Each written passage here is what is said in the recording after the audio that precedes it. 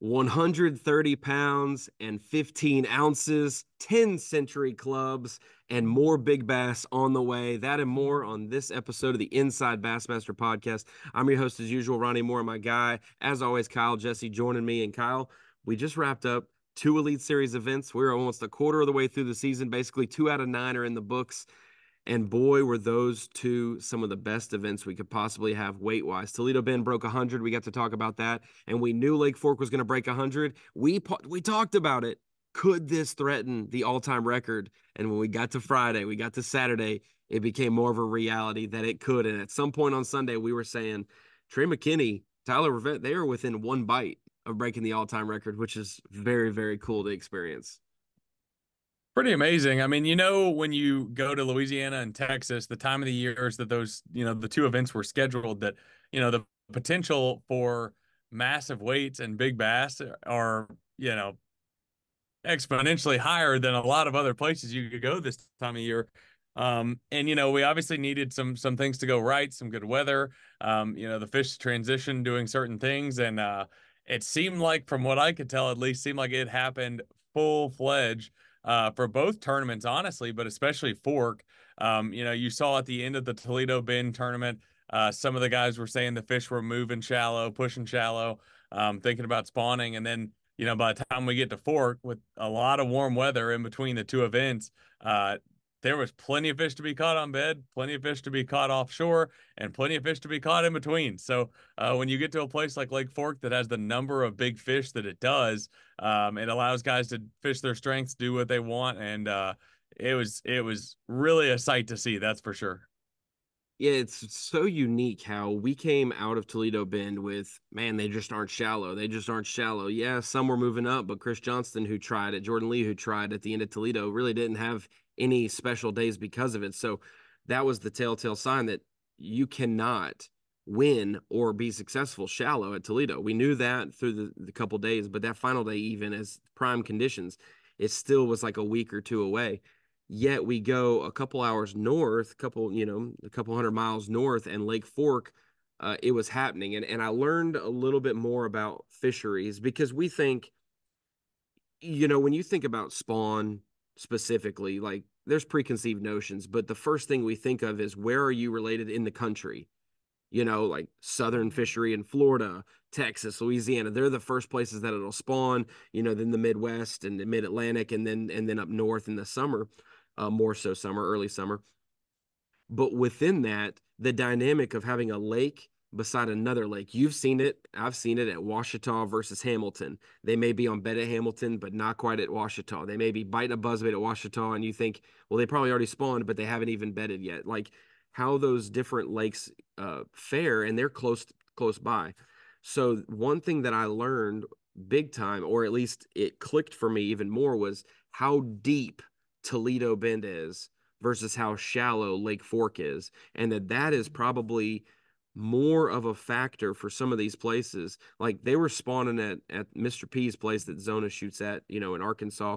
They were spawning during Toledo Bend, and nothing in Arkansas is going to spawn, until later this month or early April for sure, steady for the most part, even though we're having very warm temperatures. So having Toledo be over, I think is like 150 feet deep at the max, and the average depth is 50 to 60 feet. So the average depth of water on Toledo with how big it is 50 to 60 feet. Then you go to Lake Fork and the max depth is 70 feet and the average depth is 14 feet. The fact that those cold winds or big churn ups of water at Toledo, like all those heavy winds we had on the final day, the off day, actually pushed deeper, colder water more to the surface, possibly, and actually could chill off that top surface level and prevent fish from spawning heavily. Whereas then at Fork, a lot less real estate to have big waves impact it, a lot shallower water in general, the ability to spawn to happen. And when we get there for practice, they are on the bed. And these anglers, that's going to be their main focus. And then we're worried about a simple cold front, and it actually probably made it even better because it kept those fish up there that were already up there. But that was something that one of my big takeaways, the difference in Toledo and Fork. Yes, one is a couple hours north of the other, but that the size of the fishery and the depth of the water really allowed one to be spawning heavily before the other one was even spawning heavily. Yeah, and like you said, I mean, in between Toledo Bend and Fork, you know, the first day of Fork was colder, of course. It was the coldest day of the tournament, but the 3 days in between the two tournaments was like incredibly warm. Maybe the warmest weather I've ever felt in like February, early March, whatever. Monday, I was in Dallas on Monday and the temperature was 93 degrees. 93 degrees and it was in February. Like, I mean, it was hard to fathom how warm it was.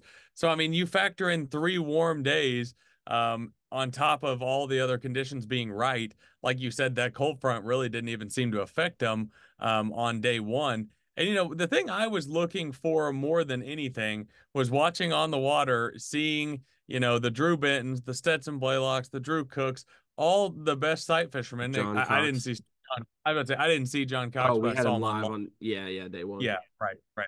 He was live, but I never saw him in the area I was covering. But seeing those guys rotate on certain fish and certain areas where they had fish locked in, I just thought, man, like once we get the 3 warmer days consecutively after day one, it's like if any of these guys can survive, this first day, that by the end of the tournament they would really, really have a good shot because like more big ones would keep moving up in those same general areas, and just even different areas of the lake. And it just seemed like it almost happened the opposite way. Like that wave that came up was almost more or less the wave that was there for the entire tournament, or like, like it was the only wave that came up during the tournament or prior.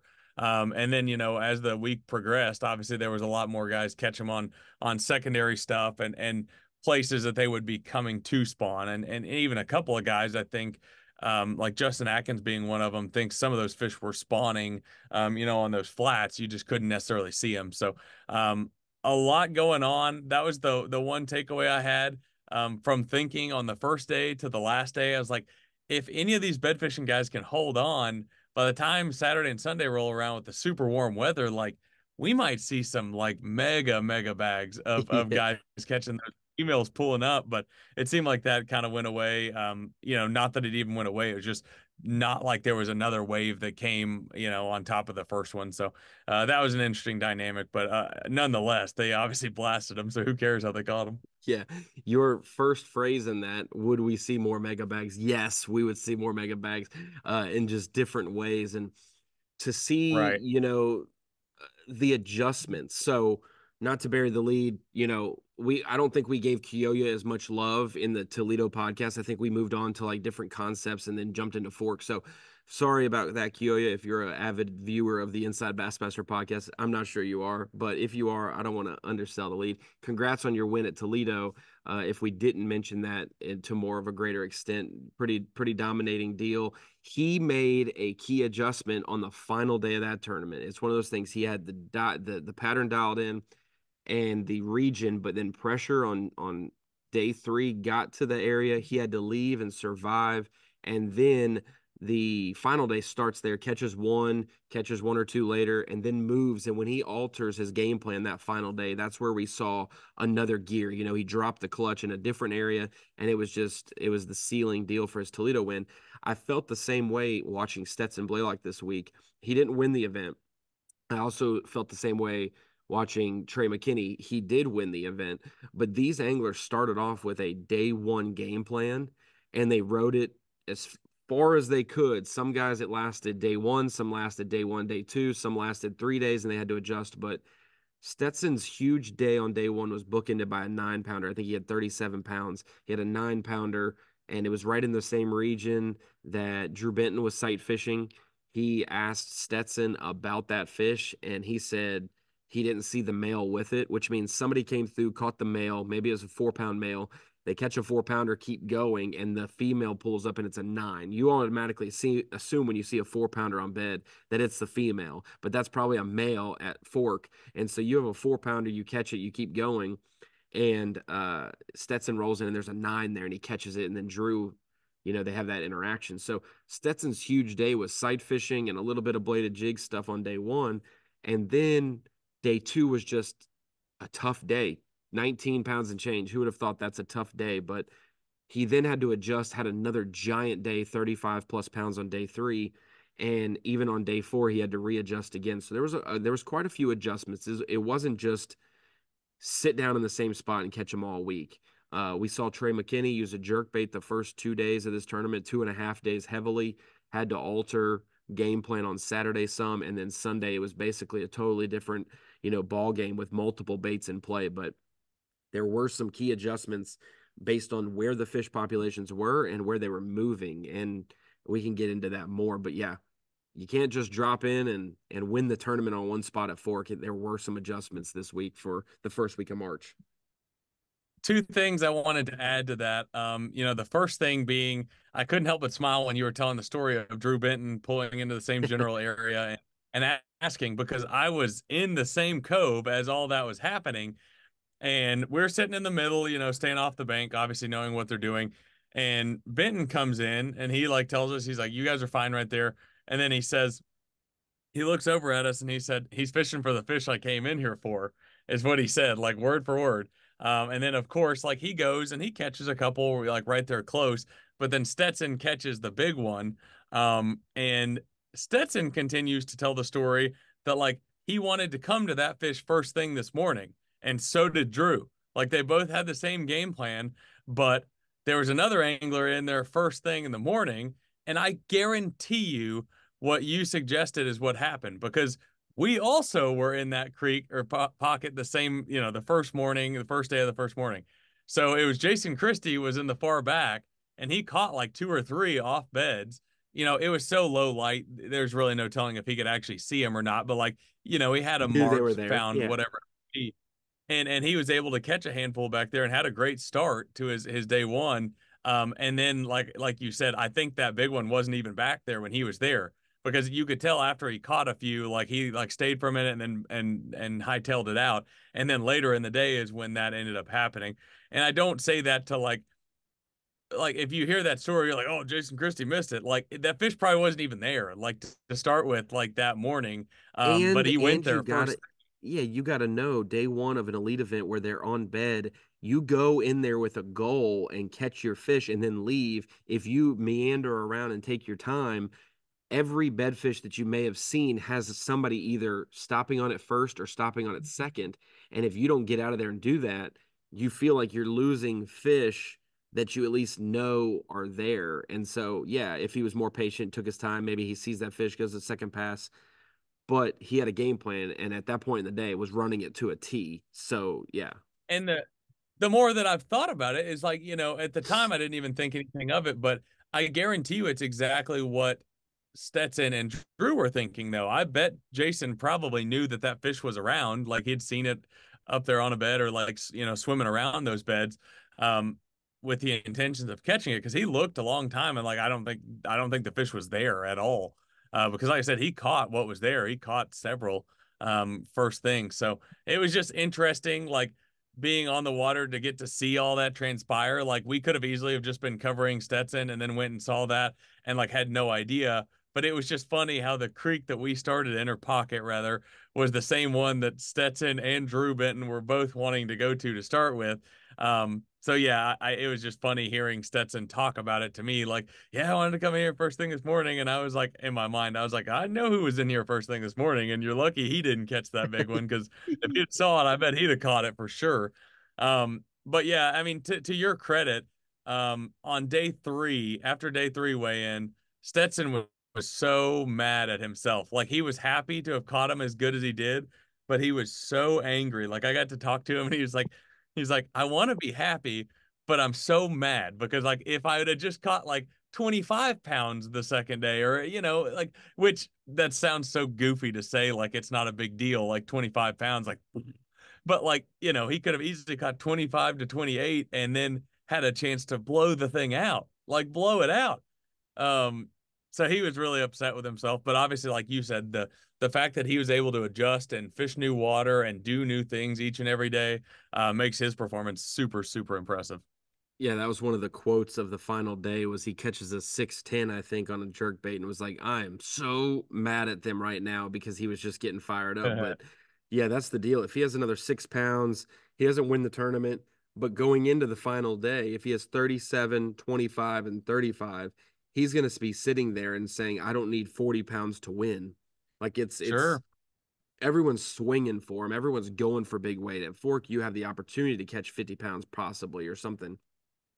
But he wouldn't have needed that. He would have maybe needed, I need to go do my deal when I get to 28, zig instead of zag, go catch 35, and I could win this tournament. And so he just knows he was, one or two fish. And let's not bury the lead. In the Elite Series, if you're one or two fish away from winning a tournament, you got to close the door. Winners win those moments, and so you're like, how many times, how many events this year am I going to be one or two fish from winning a tournament? Sure. Maybe one or two other times tops, and I get two or three shots on goal at winning a tournament in a 9 event season. And so you always feel like you left something out there, even though Trey didn't really slip at all and let the door. He didn't, when 30 is your bad day for Trey, that's an impressive week. To see Trey's numbers, let's go over to Trey. Caught a bunch on a jerkbait, caught some on a jig head minnow, like a 7-11 on day 2 or day 3, caught a 7-11 doing it.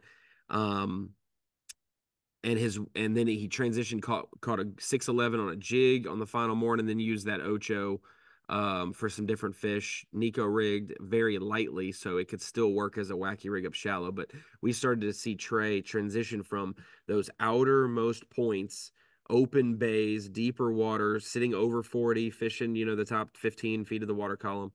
Saw him transitioning in and in and in, and then by the final day, he was basically like able to sight fish. If like he saw one, if he was near one, he would have saw it. That's how shallow he was getting at times. But 33-11, 33-10, 30 pounds even, and 33-10. So he had 3 days of 33, 10 or 11 ounces, 33 pounds and 10 or 11 ounces. So his 3 day mark, those 3 days broke 100 pounds. He did break 100 pounds in his 3 best days of fishing. Um, Incredible. But Trey McKinney, 19 years old and 1 week, 19 years, 7 days. Let's just say, is that going to get broken for the youngest Elite Series champion? Is that going to get broken? And if so, how long? Because it is the field is getting younger, but we talked about it on the phone, I think, when you were driving home from Fork, like the inconceivable nature that you're going to have to start fishing the opens before you turn 18 to qualify in time, and then you have to win one of your first few events to set the market that low. Like, I mean, even Aaron Yavorsky, who qualified for the Classic at 17, he'll be 18 when the Classic is. He would have to win the Classic to make the elites to be able to fish a few events before he turns 19. Like, they're like, oh, how inconceivable. I have, you and I, like you said, had this conversation when I was driving back from Lake Fork, and I've had this conversation with a dozen people now. I'm like dead confident that that record, as long as I live, will never be broken. Like that was like, take away the amazing fishing that was, that took place at Lake Fork. Obviously, that speaks for itself. I mean, it was just insane. The big bass, the big weights, the big The big numbers. stage, I the big mean, oh, dreams. yeah. I mean, the big numbers on the website and like the traffic on Fox Sports One, and like everything was big about the tournament. Like everything's bigger in Texas is what they say. And like that was the truth. Other than Trey McKinney's age. Like that will like I don't think in my lifetime that'll ever get broken. Like you said, to even qualify for the Elite Series at that young of an age is like you said, it's a good way to describe it. Like an inconceivable thought. And then to win your second event in doing it, it's like I said this to Dalton Tumblin, and I don't I almost hesitate saying this because I don't mean it as any disrespect to like any youth tournament I've ever covered or anything like that. It's not that at all. I've covered a lot of high school tournaments, and I know you have too. I have never covered a high school tournament and thought to myself, like, even as many good current pros that I've Yeah. seen fish that I were fishing covered in high the I school. covered the Tucker Smith eras and the Trevor McKinney eras. Yeah. Yeah. Yep. Tucker Smith was one of the very few that I would say I covered like that was very, very impressive from like the get-go. But I have never covered a high school tournament and thought to myself, you know what? That kid's so good that he's going to qualify for the Elite Series 1 year removed from high school. age, like when you'd graduate high school and win a Bassmaster Elite Series tournament. And like I said, I've covered some guys that are current pros, like the Tucker Smiths of the world, and guys that fished in high school and thought, God, that guy really has it together. Like you can tell just watching him on the water, listening to him talk, like he gets it. But to think that any of those guys, even as many good youth anglers, high school anglers that I've watched and got to cover in tournaments, I've never thought to myself, this guy's a year and a few days away from winning an Elite Series tournament. Like I've never thought that. But Trey McKinney is just a special talent. I mean, a special dude. I mean, the guy has got it figured out. I mean, you can tell listening to him, you would never guess unless you were looking. If you just shut your eyes off and like didn't look at, how young he is, you would never know because he's so well spoken. He understands the game. Like Trey McKinney, I mean, it goes without saying, like he's going to have a extremely, extremely bright future on the Elite Series. How well spoken a 19-year-old was to be on live, explaining different things, talking, showing personality, not afraid to be himself.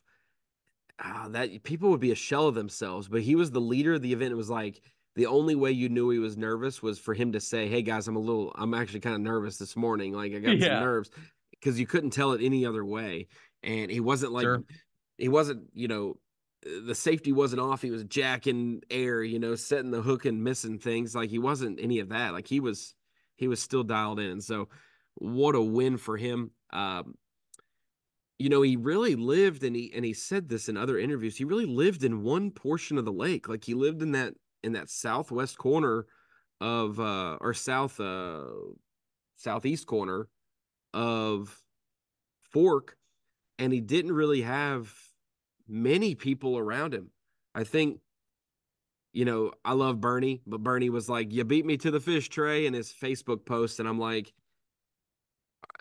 are you assuming you're gonna like catch 130 pounds 15 ounces as well, or like were you just saying like you gave him the water? Like, but other than that, he really had all that real estate to himself. Even the pocket that he pulled up into and catches a fish, off the dock and the shallow timber, really no other people around him. A lot of people went to Birch up the lake, Little Caney, those were places. You had Mustang, Big Mustang.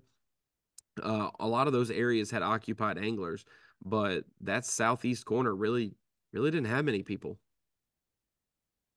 That was one of the things that really stood out to me, covering the tournament in person was the fact that, most big fish events that we have, and I'm not saying all of them, but the majority of them, it seems like from my perspective, like there's one area of the lake that produces significantly better than the rest. Like you even look back a week before Toledo Bend, like housed,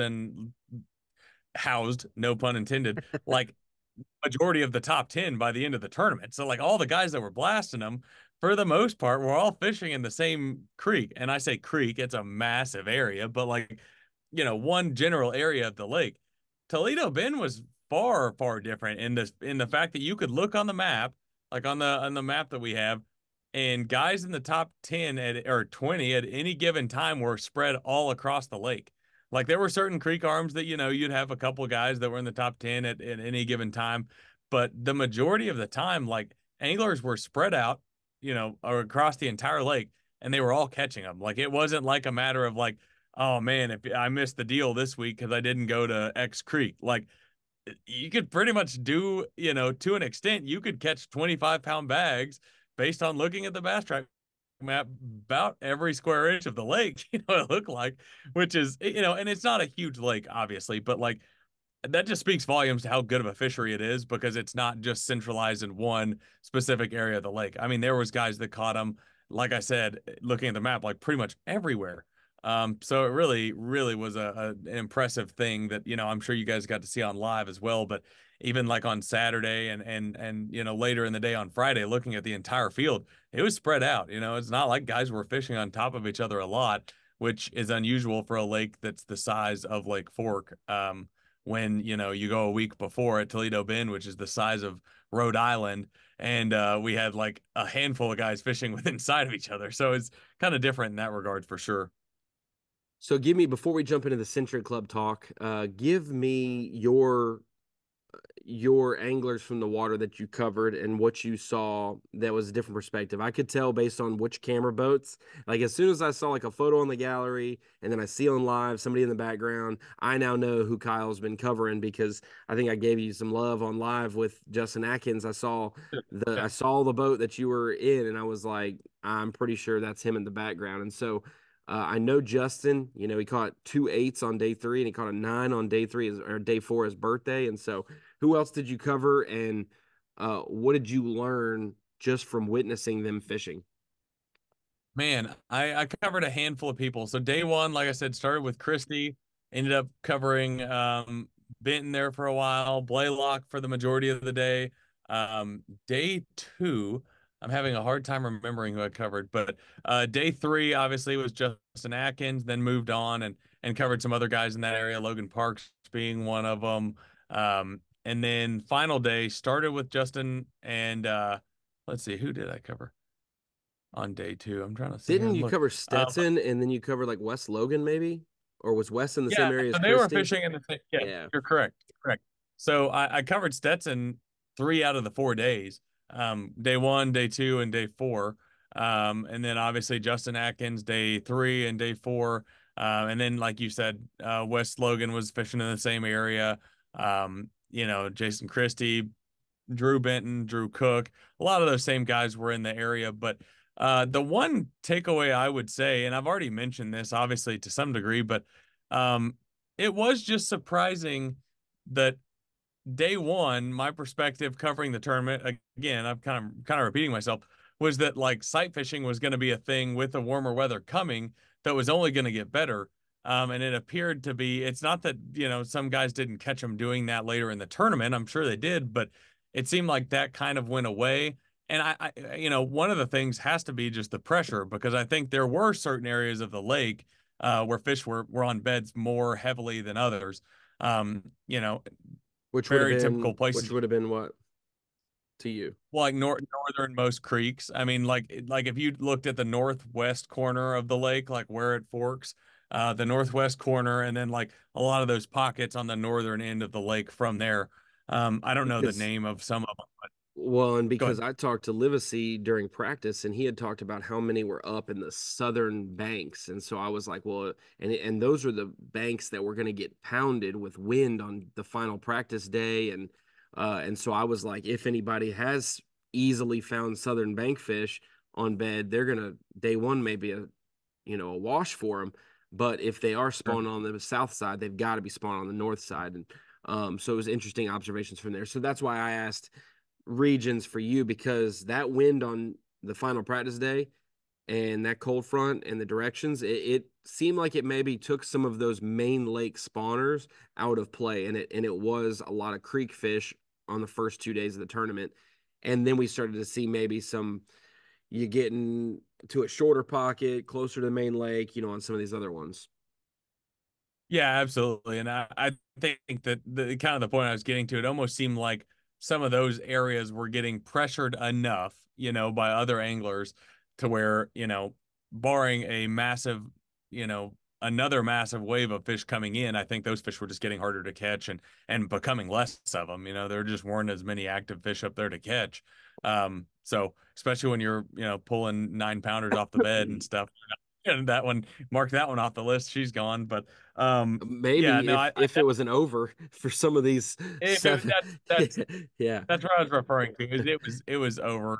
Like the one that Stetson caught on day one. Of course, like that fish is no longer in play because unless she swam a long ways back, which I guess she could, but I in think the we had span of a day, like I'd be surprised. I think we had like 18 fish weighed in. And it was like 4, 3, 7, 3 or something like that. But it was like 18 fish weighed in, which is I think we've had like on a good year like 7. Like Yeah, it's yeah. one or two a day. And you're praying, that you see it on live when you do. And um, so absolutely incredible. And that leads us to the Century Club. 10 anglers for the second time, I believe, in B.A.S.S history. The entire final day group, whether it was 12 at Falcon or 10 at Fork, made the Century Club. And that is something that needs to be appreciated more. How hard it is to do that, other than Coop kind of just I love you, Coop, but limping to the finish line on that final day, thank goodness it was 5-7 and it wasn't 4-7 because you'd be the lone non-Century Club guy. But everyone else, 111 pounds or up. So it wasn't just breaking 100, it was, which was everyone's goal. It was even more so. And to see, I've got some facts here. Let me pull them up, but I know off the top of my head, obviously, Trey McKinney with 130 pounds, 15 ounces was the fourth all time. That's where it moved into. So I've got the list here. Trey becomes the fourth on the all-time bass weight list, fourth with 130.15. Rivette is eighth with 125.9. Hamner 124.10 puts him in ninth. Williams is 1 ounce off of that, so he's 10th.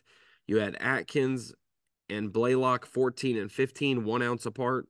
Wesley Gore 18th all time, and I think I only did the top 20, but I think Milliken was 21st all time with winning or with total weight for a tournament. So we had what was that? Six, 1, 2, 3, 4, 5, 6, 7. 7 of the top 10 were in the top 20 all time for B.A.S.S. weights.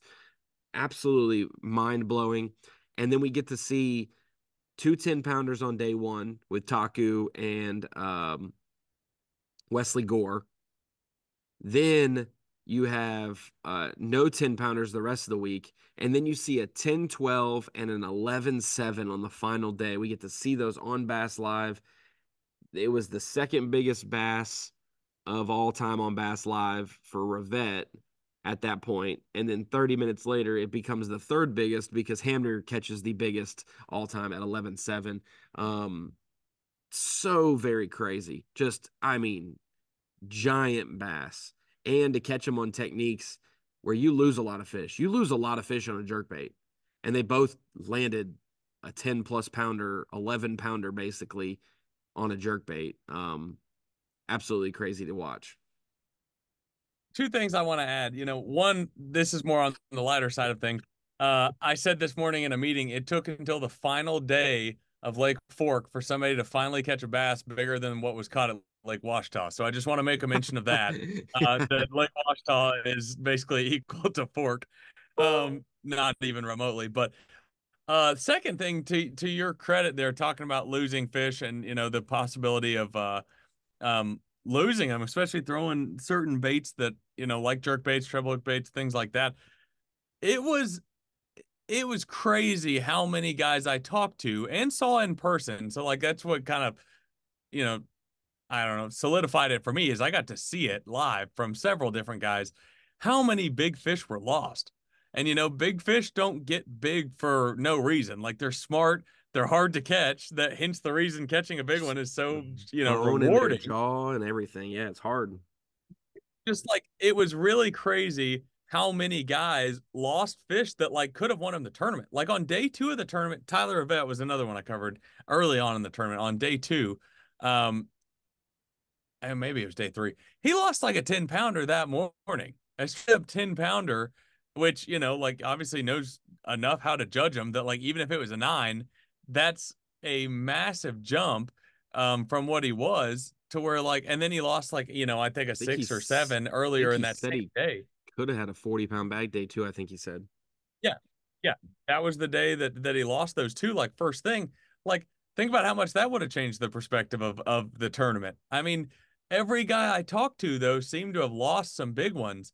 Yeah, exactly, Do we have a exactly. rivalry forming? Um, Trey McKinney did that on that 611. Is he trying to like step in on Tyler Rivette's thing? I'm just saying he flexed on him. he did. That's a good point. I think that was more of the The nature of that broken catch. rod But and catch. um, Yeah. yeah, but whatever. But no, I think that it was very, very interesting to see how many guys lost big ones. And again, like if you're gonna hook as many big fish as the guys did over the course of the tournament, like naturally you're gonna lose some. It's just the nature of fishing for big ones. But I mean, basically everybody in the top 10 for the most part, like lost fish that could have changed the complexity of their entire tournament. And a lot of times you hear that and you're like, whatever. Like everybody always loses big ones. Like that's what you always hear. But like I said, I saw it with my own eyes. Like guys were losing big ones that could have made a massive difference in the way the tournament, shook out. And Tyler Rivette being probably the highest of all of them. Yeah, that's the one thing that you like. I don't say I don't care about, but like everybody loses fish. So I don't want to hear you on stage talking about the ones you lost. Like you can't weigh them in. Doesn't make you seem like a better angler than you are. Like you caught what you caught. But that is a factor. At some of these places, these pre-spawn fish and spawn sized fish are so hardy and healthy and big. The fact that any of these guys can get a little, like I think a couple times we saw like just one hook in them and they land them Yeah. crazy. You're just like, I mean, all it takes is one more surge, one more splash.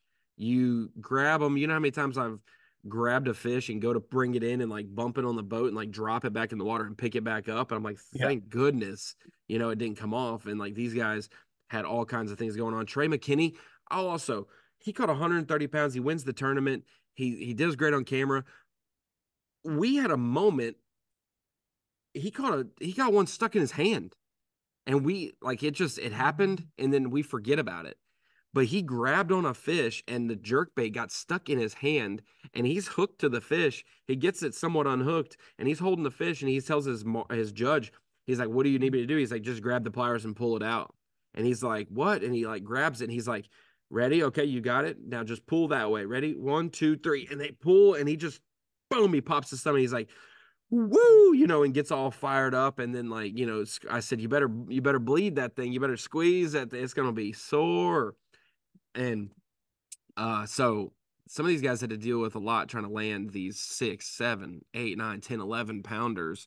Sorry for the Roland Martin reference right there, but yeah, we saw all kinds of big fish. Um, let's talk about what we learned from live a little bit and from in person. We've been able to hook into certain types of graphs from most brands throughout the first. I think we've had 34 different anglers on Bass Live in the two events, and we've had 19 different feeds from electronics. So we've been able to see, one, two, or four electronics at a given time.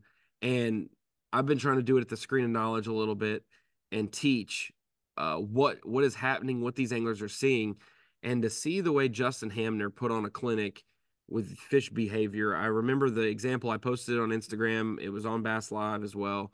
He pitches out there twice with a jig head minnow, soft plastic, and he pitches too short of the fish the first time. Second time he pitches past the fish, brings it right above its head, and the fish doesn't give a lick about it, doesn't look at it, doesn't care. He brings it in, throws the jerk bait out there. He jerks it, and it gets right above its head, the same place that jig head minnow did. And this is the make or break point. This fish is either going to look at it or it's done. And he jerks it, and that fish, you can see that fish on forward facing sonar on live scope do a 180, and just you can see the fish turn around and then just shoot out at it and just chase that thing down to where he's going like, jerk pause, jerk, jerk, jerk, jerk, jerk, jerk, jerk, jerk, jerk, jerk, jerk, jerk, and you can't get it away from him. And that thing comes surging and grabs it and he lands it. I think it was a 7 pounder for that one. He caught it 8-1 the prior morning. So he got to put on a clinic for us and we got to visually see some of that. He also talked about some intricacies. Like I think his judge asked him, what's the key for his graph? And he's like, it's not the gain that everybody wants to switch up the gain and make it really sharp. It's the color gain for him or something like that. So he gave some goods there on Bass Live as well. And then we also got to see, we got to see JT Tompkins on day 3 with his unit. We got to see Kyle Patrick a little bit. Chris Ald, or I don't know if we saw Chris Aldane because it was raining on day 1.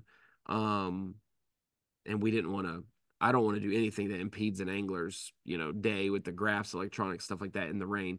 So we're still fine tuning that. But the other thing we had was 360, and we got to see Humminbird 360 with Justin Atkins, which is notoriously his area was a shallower area. There's a bridge, it's in the back. It's one of those real flat pockets. You know what I'm saying? Like when that lake draws down, you're sad or something. Like if this was an East Tennessee lake, when that lake draws down, that whole creek is mud. Like it's no boats are getting out of there, no boats are getting in there. It's just flat because it's all the same depth relatively. And it seemed like it was like 5 to 7 feet. And so 360, we were able to see all the different trees out in front. And also, we could see the fish returns. So he may have been using live, he may have been using 360, but it kind of painted a good shallow picture of how these fish were probably spawning in here in 5 or 6 feet of water out in the middle of a bay, far from the bank. And when you get underneath a bridge in the back of a pocket, the first thing you do, if you're me and Kyle Jesse, is we're going to the bank over here where the best looking cover is because it's so shallow everywhere. But out in the middle seemed to be the biggest key for him. You were out there with him. Did he explain anything of how the area sat up, where you needed to be because it was all relatively featureless? Yeah, so I mean the one thing that he mentioned a lot was that there were stumps and small brush. I mean, I don't even know if you call them brush piles. Like it could be as little as like a couple sticks or something. Used But to be a like brush pile. literally anything, yeah, right. Anything that was out there, like those back-to-back 8 pounders on day three, um, they were both hung up in, a stump or in a brush pile. Like I said, I never saw them on electronics because, we had ours off, but um the way he explained it was like those fish were setting up so closely to those stumps and pieces of brush that a lot of times you'd hook them and they were basically like already basically in it because they weren't far from it, I guess, when you'd hook them. But yeah, like you said, I mean, it was just a big flat. And it seemed like the first couple of days, the way he explained it to me was that Taku was fishing in the far back. So, I mean, naturally, you see what Taku caught early in the tournament and what Justin caught throughout the tournament. Um, Quite an area, to say the least, with that many big fish just swimming out there on this flat. And it really is kind of a good example. You mentioned it. Like most people would go back there, and the bank looked good. I mean, there was docks, there was grass, there was all these things. But like, let's just say like 30 years ago, um, because that's what everybody loves. Apparently, was 30 years ago, you would just look at that pocket and you would never know that like there was stumps and there was all the stuff out in the middle of that pocket, well enough to go out there and have confidence fishing it. But the fact that they could pinpoint little small areas, and that was the one thing I noticed as well, to answer your question. There were sweet spots. I think the majority of the flat might have been featureless and there might not have been much, but it seemed like every time Justin would make a pass through a 30-yard stretch, like that's where a lot of the brush and the stumps and things of that nature were. And he'd like get bit like pretty much instantly when he would get to those areas. It just so happened that, like I said, on day three, he got bit twice there and they were both eight and change. So it was quite the area for both those guys to be fishing in there and both have such good success for, sustained amount of time.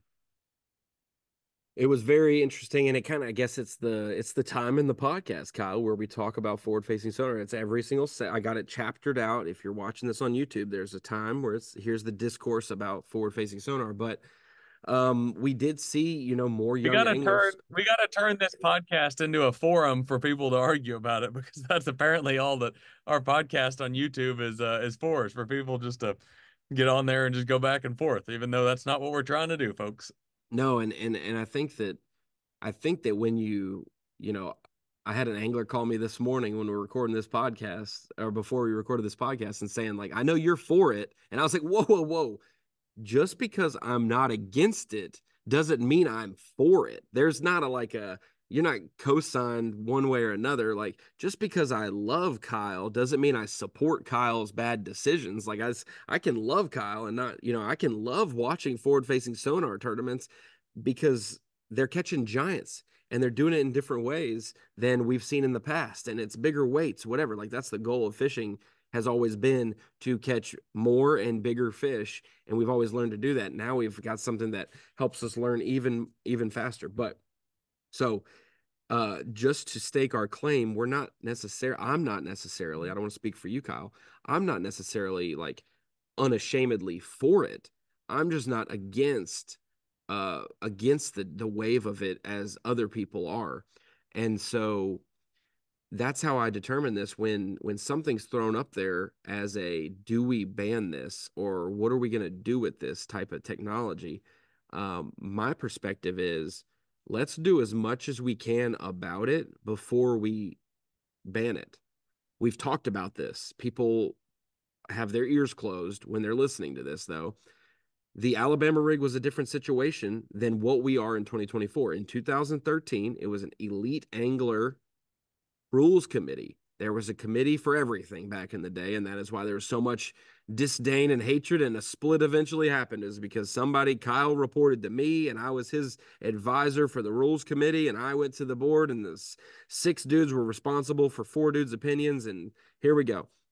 But there was a consensus in the fall when the thing was dominating to not have it on the Elite Series, and the vote was made and it was done. Now there was a survey and a vote, last fall about it as well, and it was non-conclusive. There was basically 3 camps against it, for it, indifferent, going to use it if it's available. There was 3 camps, and it was almost, I would say, evenly split, or it was more for it, some indifferent, and less against it.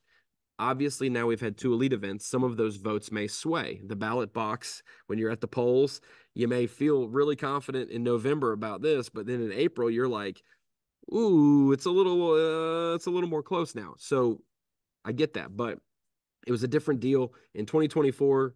Chase Anderson, everybody else at B.A.S.S wants to make sure if we do something, we don't affect the industry going forward in a negative way just by making a rule. So that's why we created the committee to kind of discuss this weekly. We have a meeting, right after this podcast airs Thursday morning. We have a meeting that's about it, and so me and Kyle will be a part of that to try to figure out what we learned or gleaned from the first 2 events. And so, but my takeaways from it is I got to learn a whole bunch.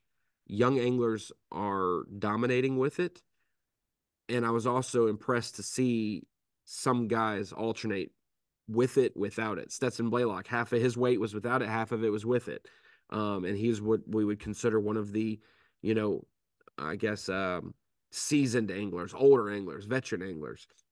Um, it's teaching us a lot. Is it taking people off the bank? For sure. Did we both assume that with more people fishing offshore with forward facing sonar, more fish on the bank would be open for the guys who are the best at doing that? Yeah. Has that transpired in the first 2 events? I haven't necessarily seen it. I don't know when we get to April or May how the bank fishing will be on wherever we're going, but we haven't necessarily seen that dominance yet from the shallow. And a lot of fear, which I recognize from some anglers, is that that will never return with the technology keeping anglers off the bank and getting so good at finding them where they're resting or where they're just settling out and they're not specifically doing something, that's where we're going to see a lot more tournaments won. So I'm not quite sure. But one thing I do know, I believe we could say this, like, there's no rule changes in 2024 because we don't change the Elite Series rules mid-season. Like, you didn't sign up and pay your entry fees for us to change the rules halfway through the year, whether they're for you and what you like or whether they're not. This is the year. This is what we're dealing with.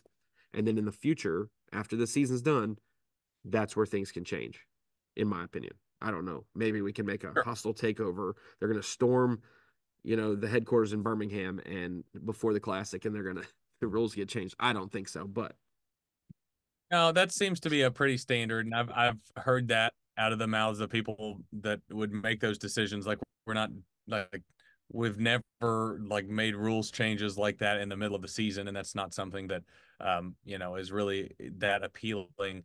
But um yeah, I mean there's so much to say on it. To be honest, the one thing I've learned about live scope is that it gives me a headache. Just talking about it, not using it, but just talking about it because it is such a common you know, asked question. It's such a common, just thing to talk about. Obviously, that's the best way to put it. But, I was I come FaceTiming. I in. was I was FaceTiming with my dad and mom last night, and Marlo was on the FaceTime with them, and right before we hang up, we're like, love you, goodbye. We say love you, goodbye like 5 times. And right before the last one, he's like, hey, what's your thoughts on forward facing sonar? And my mom was like, shut up, Ron. And then like hangs up the phone. And so my dad was just like, everybody's been asking. And so he just was joking. But I was like, we're even doing it on a FaceTime with grandma and grandpa. You know what I'm saying? But go ahead. Go ahead. Yeah. No, I was just gonna say, and I'm just being sarcastic. I mean, I'm like locked in as much as I possibly could be to trying to understand, the different thoughts of people and just understand the whole thing as a whole. Like not necessarily using it. Like I've fished with it plenty of times to understand forward facing sonar, but just trying to be level about it and like you said, just see how everything plays out. I think when you look at it you made a mention a second ago talking about how we haven't really seen the effect that maybe we thought we would have with more guys fishing the bank and a lot of those fish being available. Well, again, I hate comparing things to other things because it's not similar. Like obviously, like forward facing sonar is so unique that like it is certainly deserves its own um, category and like everything about it obviously is very unique. So I'm not downplaying that at all. But I mean, you look at the effect of really anything bait wise that's come along, electronics things that's come along. Like it's not an instant change. I mean, that's the thing. You look at it from both ways. Forward facing sonar, from the majority, like, of the discussion and the fact that it's become such a big topic of conversation, really, it didn't even start until the end of last year or last year to some extent.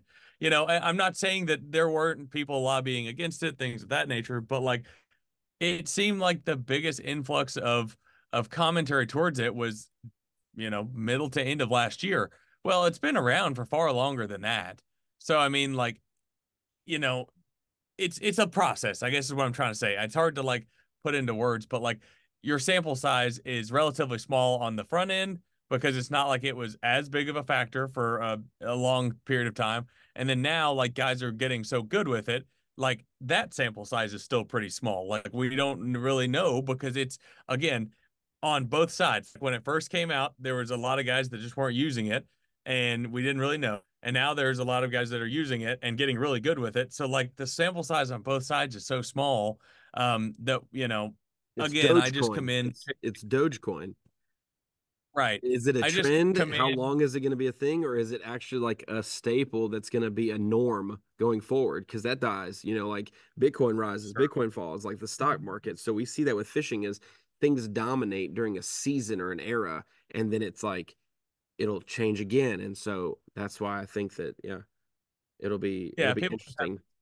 such strong opinions about it. But like I said, when you try to look at it just from uh, overhead view, I mean, that's kind of the reality of it is the sample size, I think is hard to make a assumption one way or another because the reality of it is like when you look at both sides or like all three of the parties that you mentioned, for it, um, in between and then, against it, it's like there's no absolute truth with this yet. Like we don't really know. I mean, it's not again, there's not been a big enough sample size to know exactly what's going to happen 5 years from now, just with the fishing itself. Like I'm not even talking about banning it has nothing to do with it. I just like we don't even know what the fishing will be like 4 or 5 years from now. For all we know, like it could be a factor 30% of the time. Like, I mean, do I think that's the case? No, but like I'm just saying, like we really don't know. So it's hard to just act as if we know everything as a absolute truth.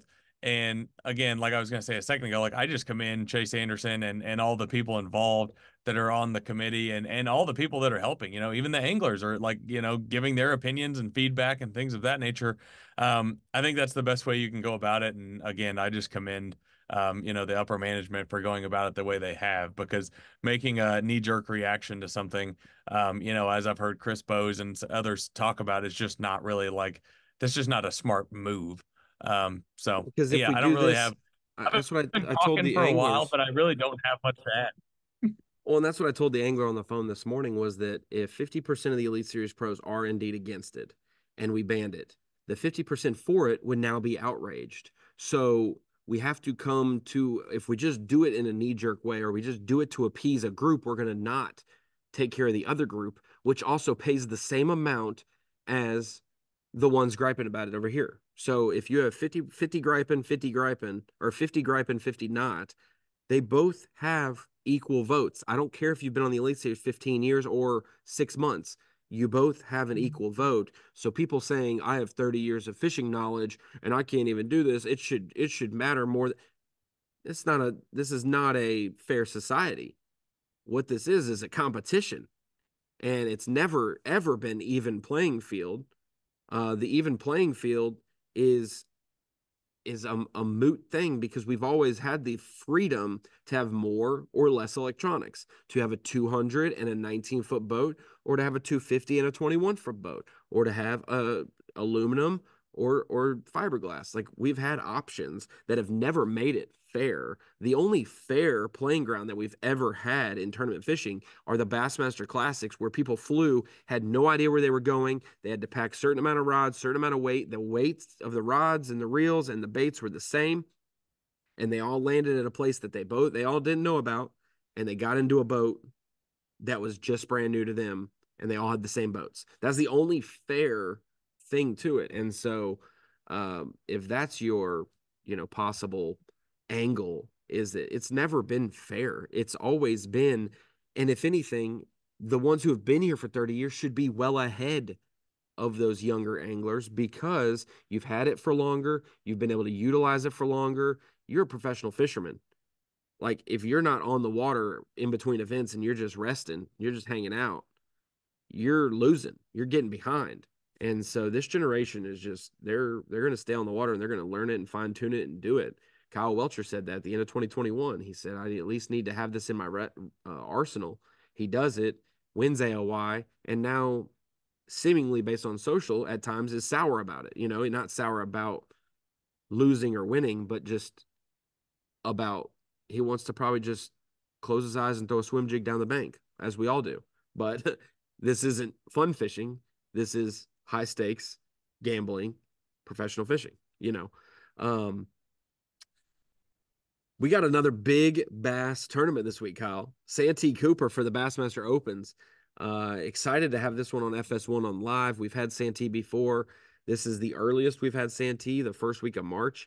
And word is on the street, just based on some Snapchats, there are a bunch of fish on the bed. But it's raining all the final day of practice yesterday, Wednesday, and it is going to rain on Championship Saturday. So we'll see what that does for Thursday and day one of the competition as you're watching this, on how people attack their rotation, sight fishing, whatever. But Santee is also a place that's evolved and changed over the years. Not only does it have all the cypress trees and it's notoriously shallow, water levels for Moultrie will impact if that lake is a factor. And then also, we've seen a ton of eelgrass come into the lake and has made a lot of things change over there. Yeah, it seems like no matter what time of the year we go to Santee Cooper, it's just always going to be a spawning tournament. Literally 3 years in a row. Like middle of March, which made sense. Like, that made perfect sense. What was it? End of April last year, I want to say, I think for the so. Luke Palmer win.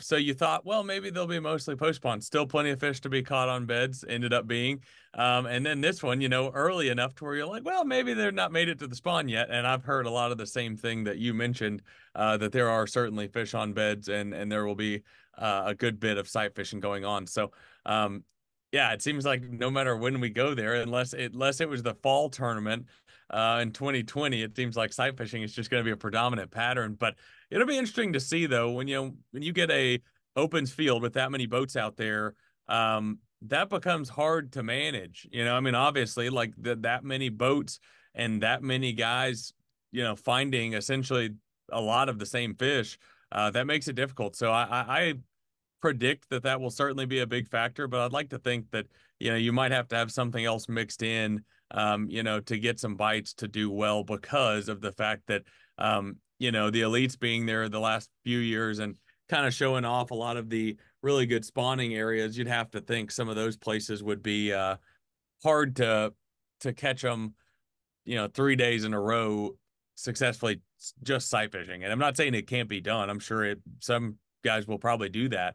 But when you get that many boats on a lake in those areas, I bet it'll get a little tricky as for managing which fish you want to try to catch first and which ones are still available and things like that. So a lot to consider, but I think it's going to be a slugfest nonetheless. Yeah, I think it's always interesting when you have 225 in a field. It's like you want to find the area with the biggest fish and the most fish, and that's where you want to like fish your tournament. But it's almost like you have to play cat and mouse a little bit where you're like, that's too obvious. There's going to be 26 boats in here. I need to find something off the wall.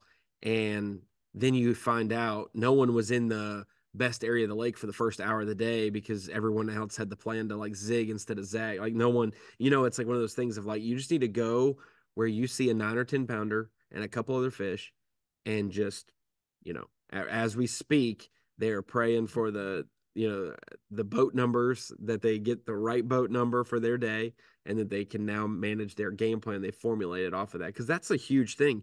You go practice for a few days and formulate a game plan for a tournament, Kyle, and your whole game plan hinges on what boat number you get day one. You're like, if I get boat one, perfect, but this game plan, maybe I need the last boat, and it seems like it's always opposite of what you want. And I'm always like, if it's a 1 day tournament, I'll be the last boat out. That's fine. I got the longest day, whatever. If it's a multi-day tournament, I sometimes like being in the middle of the pack so that I don't get first dibs on anything, but I have consistency each day. I'm not fishing at 5 o'clock one day and 3 o'clock the next day. Certainly. We also Yeah, have a college sometimes that event this week, I think, too, at Douglas, correct? correct. Yeah, a college event Thursday and Friday, and then a high school and junior on Sunday. So, yeah, no rest for the weary. We've got what I guess when you look at it, 4 tournaments this weekend. Yep. If you're counting the junior and high school as separate, that coming off of a back-to-back Elite Series tournament. So, um, certainly a good time to be a fishing fan. There's plenty of fishing going on, that's for sure. And then obviously, we've talked about it a lot, but the addition with live for the opens is super exciting because obviously getting to watch Bassmaster live on Saturday is going to be exciting for me. I didn't obviously get to watch a whole lot of the elites being on the water, but should be a lot of fun. And I'd be willing to bet by the time Saturday rolls around, we're all excited to see what's going to happen on the final day because I'm like you said, should be an absolute slugfest. That means we've got 2 1 day tournaments. We've got a 2 day tournament. We've got a 3 day tournament this weekend. We also, at the end of this week, will be 5 of the first 6 weeks. So when the season started at Okeechobee for the Opens to now, it's been 6 weeks. And 5 of those 6 weeks, we've been live with 2 elites and 3 opens. So we will have a quarter of the elite seasons basically done with 2 out of 9, roughly. And then 3 out of 9 for the open season will be done before we hit the Bassmaster Classic. So that'll be a few weeks away. I guess we got a week and a half until we're going to the Bassmaster Classic, Kyle. I think like, what is it, this Wednesday the 6th when we're shooting this? So we leave like the Monday. So it's just under 2 weeks away before we let's just say this. This is the final day of practice for the Bassmaster Classic in 2 weeks today. So it'll be a fun time, and we'll rest just a little bit before we go do the World Championship of Bass Fishing. No matter what other tournaments want to claim that, the Super Bowl of Bass Fishing, Bassmaster Classic, will be in Tulsa in 2 weeks at Grand Lake. And based on the weather, I think Tommy was telling me when we did the live well, it's going to be 45 to 75 every day for the next 2 weeks. So I'm thinking we may see some sight fish get caught in the Bassmaster Classic. That's crazy. Yeah, that's a thing I haven't really given a lot of thought to until last week. Like, you'd like to think that the winter would drag on a little bit more and it would be like, late post spawn, maybe some spawning. But yeah, the way that things are working out, it's like that could be a real slugfest, not just in like the weights, but the fact that guys could catch them a lot of different ways. I mean, obviously still pre-spawn stuff, I'm Buzz sure, bait, maybe but yeah, buzz bait. yeah, by the time that rolls around, I mean, like everything's going to be a play. I mean, it's going to be guys cranking, spinner baiting, like we've seen, possibly sight fishing, flipping. Like literally, it just gets me excited because I think that there's going to be a lot of different things at play. And to me, those are like obviously some of the more fun tournaments is when you've got, the battle of techniques and different styles. And I think that the way it's setting up now, and there's still plenty of time for it to change, it seems like that will be the case at Grand Lake. So I'm super, super excited for that one.